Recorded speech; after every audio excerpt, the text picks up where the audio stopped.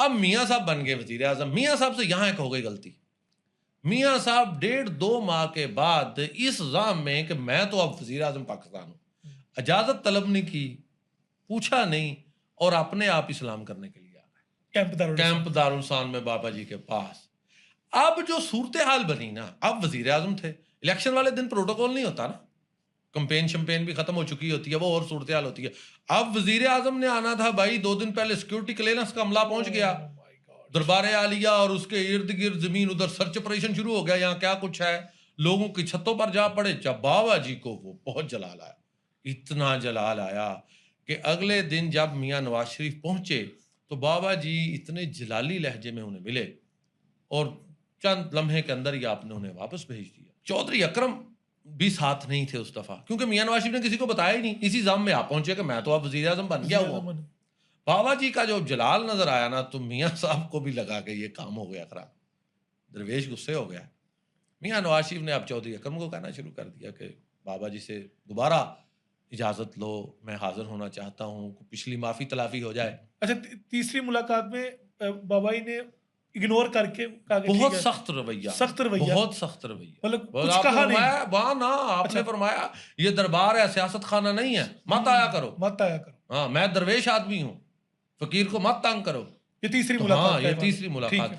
अच्छा, अब इससे ये तो महसूस हो गया कि बाबा जी नाराज हो गए। अब मियाँ नवाज शरीफ को ये पड़ी कि बाबा जी को राजी किया जाए।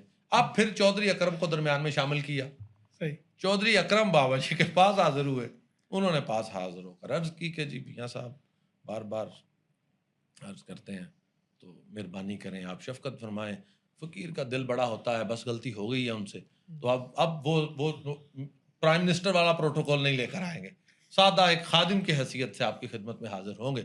आपने चौधरी अकरम के जिद करने पर कहा अच्छा आएगा, खड़ा खड़ा चला जाएगा। चौथी मुलाकात ये। हाँ जी, आएगा, ये बिल्कुल फिक्रा याद रखिए, आएगा, वजीर आजम ने आना है और एक कुल्ली में नहर के किनारे नंगे पांव और सादा कपड़े पहना हुआ दरवेश कह रहा है कि आएगा, खड़ा खड़ा चला जाएगा। खैर जी, चौधरी अकरम ने सोचा इजाजत मिली, जान छुट्टी, उधर भी वजीर आजम है तो मैं चीफ सेक्रेटरी हूँ, तो जाकर खुशखबरी सुनाऊं। जाकर बताया जी मियाँ साहब इजाजत मिल गई। आप दिल में कि जब चले ही जाएंगे तो बैठ भी जाएंगे। तो जी पहुंच गए मियाँ साहब, चौधरी अकरम भी अब साथ हैं। ये जिस जगह पर बाबा जी सरकार का मजार है, आपने वो जगह देखी हुई है। इसको बाबा जी सरकार साबरी कुल्ली कहा करते थे। साबरी कुल्ली, हाँ जी, हजरत अलाउद्दीन अली अहमद साबर कलियर वाले, जो हजरत बाबा जी पाक पतन वाले जो हैं, फरीदुद्दीन गंजे शकर, उनके भांजे हैं। बाबा जी को सारा फैज साबर साहब से था, इसलिए आप साबरी भी हैं। तो वो साबरी कुल्ली थी।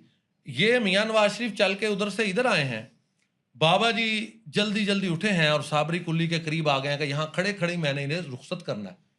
वो बात हुई है कि आएगा, खड़ा खड़ा चला जाएगा। चौधरी अकरम कहते हैं कि मुझे नवाज शरीफ रास्ते में कहने लगे कि मैंने आज बाबा जी की खिदमत में कुछ पैसे भी पेश करने। मैंने कहा जी कितने? कहते 20-22 लाख हैं। वो बात असल में वही थी कि मुझसे गलती हो गई है, तो अब माफी भी, और चलो कुछ थोड़ा नजराना भी हो जाए, किसी तरीके से तलाफी हो जाए जो कुछ रवायती दरवेश। हाँ, तो चौधरी अकरम साहब ने कहा मैं कर लूंगा बात, इंशाल्लाह अर्ज कर लूंगा। तो चलें, जब पास पहुंचे हैं, बाबा सरकार ने सलाम लेते ही दुआ करके हाथ खड़े किए उस कुल्ली के पास खड़े होकर। और आप कुल्ली भी देखा है, वो गोल सी है। उस वक्त ये सादा हुआ करती थी, शहतूत, टाली, बेरी इसकी शाहों के साथ बनी थी, इस तरह नहीं थी। अब तो बड़ी नफीस कुल्ली है, तो वो बड़ी सादा सी थी। बहरहाल वो कुल्ली फकर का शान थी, ये भी बड़ी शान वाली है, लेकिन जो बाबा जी के अपने हाथों से बने हुई थी उसकी क्या बात थी। अच्छा, बाबा ने दुआ के लिए हाथ खड़े किए। कोई चंद सेकंड, आपके दुआ के हाथ इतने ही होते थे, चंद सेकंड, बहुत लंबी देर तक दुआ नहीं फरमाया करते थे, बस इतने। दरवेश का इतना हाथ खड़ा कर देना काफी होता है किसी के लिए। अच्छा, आपने हाथ फेरा, चलो वापस, हाथ फेरते ही कहा चलो वापस हेलीकॉप्टर की तरफ।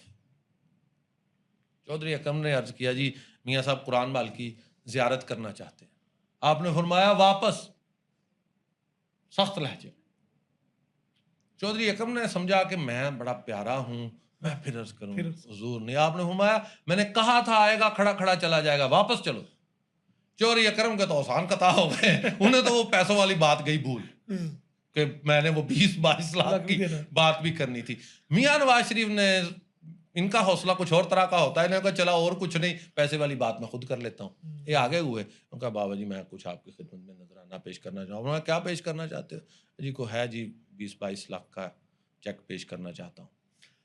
पास एक दरख्त था, आप फरमाने अब सबसे हमारे बात सुनो, सब बात सुनो जितने लोग थे। वो ये क्या है? दरख्त है जी। इसके ऊपर क्या है? पत्ते हैं। आपने फरमाया जो अल्लाह इस दरख्त को और इन पत्तों को रिज़्क देता है, वही अल्लाह मुझे रोज रिज़्क देता है। और मैंने अपने उस अल्लाह से वादा किया हुआ है कि मैंने रोज का रिज़्क जो तूने दिया आज तेरी मखलूक में तकसीम करके सोना है। जब रोज सुबह उठता हूं मेरी जेब में कोई पैसा नहीं होता, फूटी कौड़ी नहीं होती, अल्लाह रोज नया रिज़्क अता करता है। मैंने आपका दिया हुआ पैसा कबूल नहीं करना।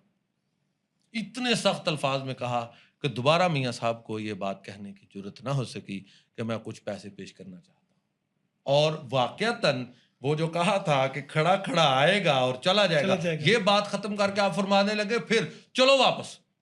और आपका चलो जो है ना, मैं अभी आपको कह रहा हूँ, हमने सुना हुआ अपने कानों से, बहुत सख्त अल्फाज होते थे।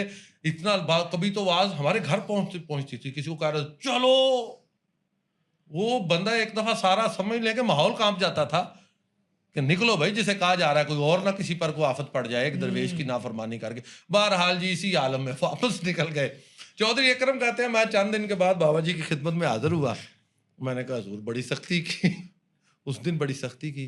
आप फरमाने लगे ये जो है, इसने ये जो बार बार यहाँ लोगों को तंग करने का जरिया बना लिया है, मैं तो ये इसे बर्दाश्त नहीं कर सकता हूँ।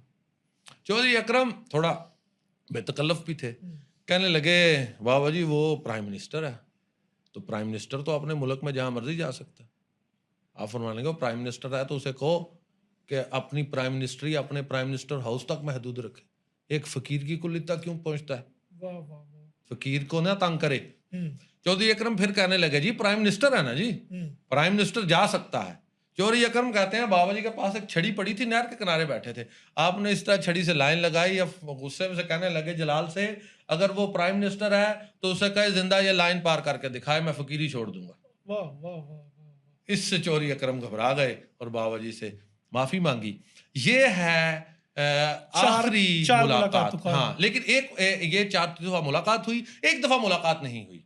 ये वाकया है 1995 के करीब का। ठीक है। उस वक्त बाबा जी सरकार व्हील चेयर पर तशरीफ ले आए थे, 94 हो सकता है शायद। वो जिसमें बाबा जी ने शायद गालबन मुंह पे राख मलने वाला, ये वो जब वो खड़ा खड़ा चला जाएगा, ये उस वक्त किया आपने। वो जलाल में हाँ जी हाँ जी हाँ जी, आप चेहरे पर आपने इस तरह, आपके पास ही तो लंगर का चूल्हा हुआ करता था, ठीक है ना, वो राख सूख चुकी थी, मतलब ठंडी हो चुकी थी उस वक्त। आपने ये जब उधर से ये इसका हेलीकॉप्टर उतरा है, आपने वो राख में हाथ मारा और मुंह पर मला, वो तस्वीर में राख नजर आ रही है, बहुत चेहरे पर वो सफेदी साफ मालूम हो रही है। वो दरवेश को लगा कि ये मेरा तो पीरो सुल्तान से क्या वास्ता है।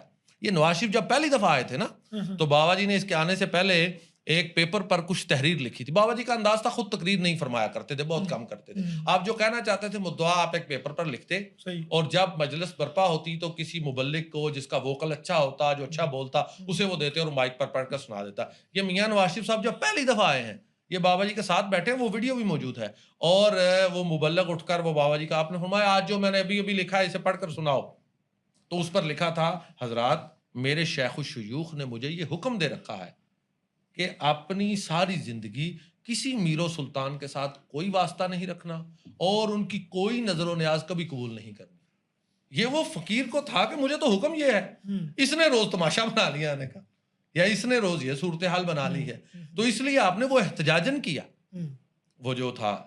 इसके बाद एक दफा जो मैं आपको बताने लगा था कि आए जरूर हैं, मुलाकात नहीं हुई, ये 94 या 95 का क्या है, 5वीं मुलाकात। हाँ नहीं मुलाकात नहीं हुई, लेकिन आमद है, 5वीं आमद है। आप काफी अलील हो चुके थे, आप पर ज़ौफ़ के आसार बड़े गालिब थे, ख़ास कैफियत का आप उस वक़्त थे, आप उस वक़्त आम मजलिस में बाहर तशरीफ़ नहीं लाया करते थे।